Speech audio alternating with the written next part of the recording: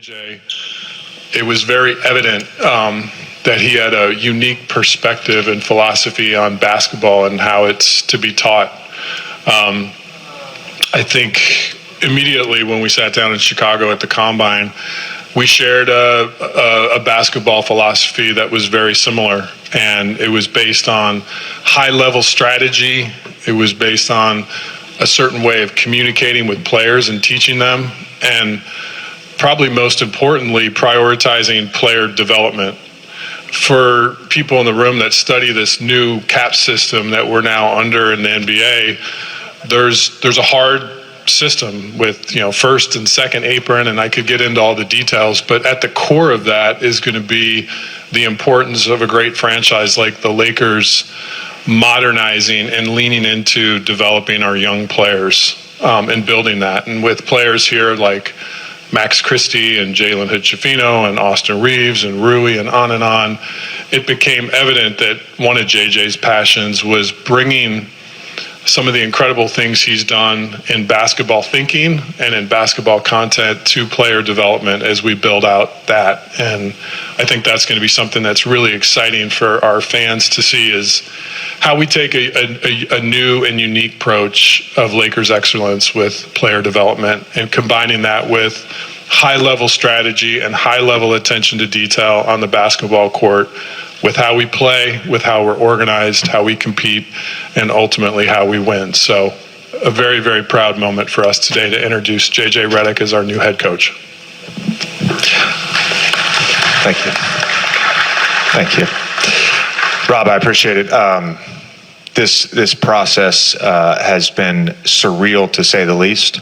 One of the things that kept coming up during the process with Rob, we kept talking about the word gratitude.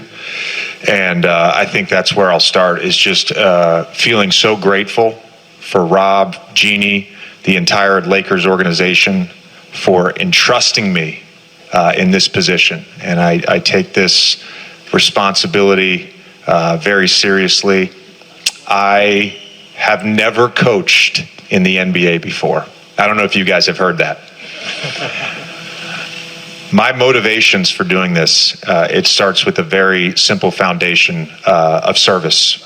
I think about the greatest moments, especially towards the end of my career, was about helping players. And so it starts with the desire to serve players, to serve the Lakers organization, to serve our fans. It's also about competition and performance, collaboration, leadership. These are the things that drive me. And they will all be important as I build out my staff, as we think about the people we want to draft and get in free agency, and as we think about player development.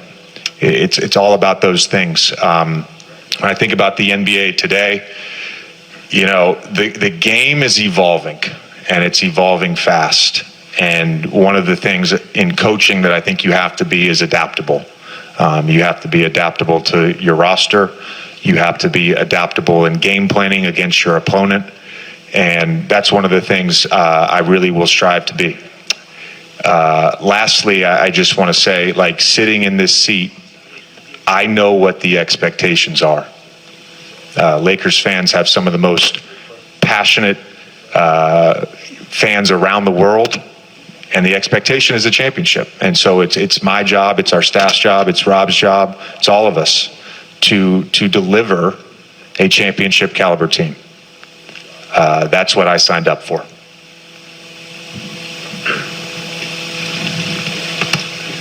Hey, JJ, Mike Trudell with the Lakers and Spectrum Sportsnet. Amongst the things you were alluding to, just your personality, the competitiveness, Rob spoke about this, that drive.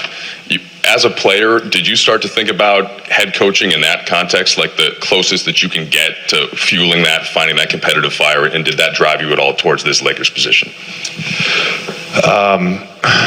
There were certainly coaches that I had throughout my career that would say, you're going to coach someday. Doc was probably the first one that did that, but it was really when I was in Dallas at the end of my career, and I was hurt for most of those 2.5 months. I didn't play a lot. Rick Carlisle and I spent a lot of time together, and he really planted the seed about coaching. Now, at the time, I knew I was going to retire. I didn't know what I wanted to do, and I wanted to be able to be home for a little bit. I didn't think it was the right time. When I retired,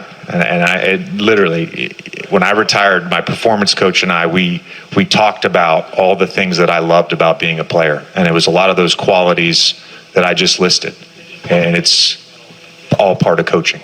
And, as I think about the culture we want to create here, part of that is just a competitive culture. Like, we want to come in every day thinking about competition.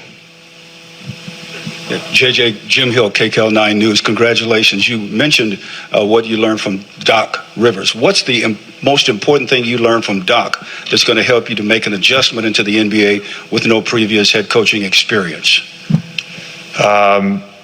The most important thing I learned from Doc, it's interesting because I probably took something from every coach that I ever played for.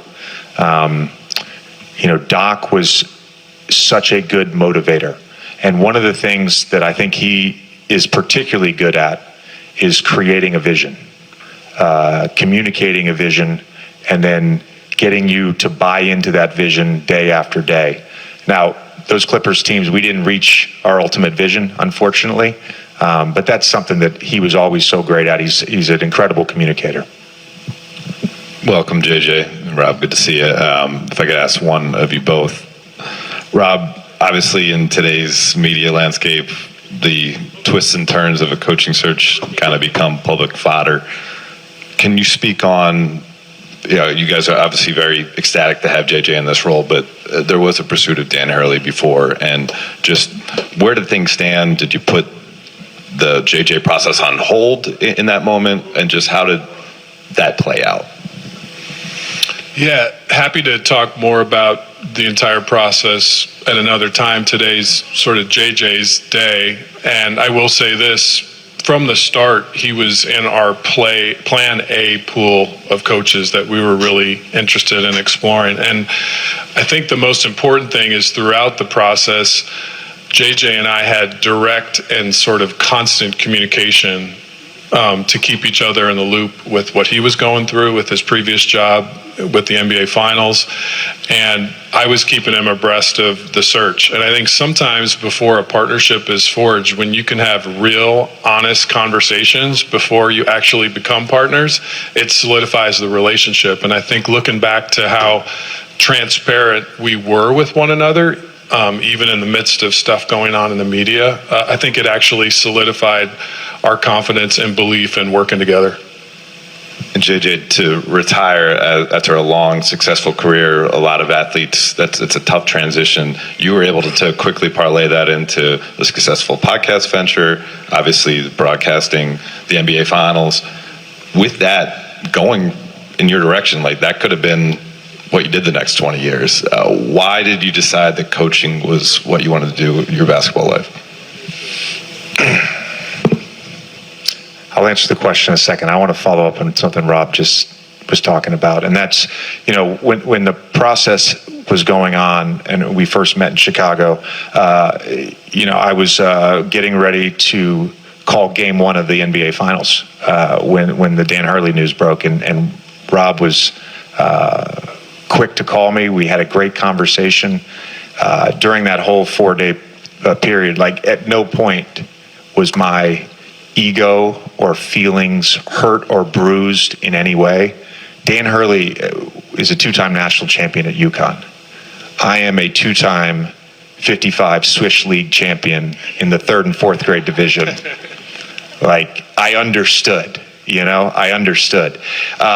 It's funny because, Dave, I get that question all the time, and I've certainly gotten that question a lot from people that I trust and confide in over the last year. It was really after I interviewed for the Toronto job last year that I knew that I wanted to be a head coach in the NBA. And so the last year, I spent a lot of time talking to coaches, talking with GMs, picking their brains. I am very fortunate that I have a small circle of people that are currently working in the NBA that I am friends with, that I can confide in, that can help me. And the further I got into those conversations, the further I got into my own sort of journaling about coaching, thinking about it, envisioning it. Rob and I talked about this a ton.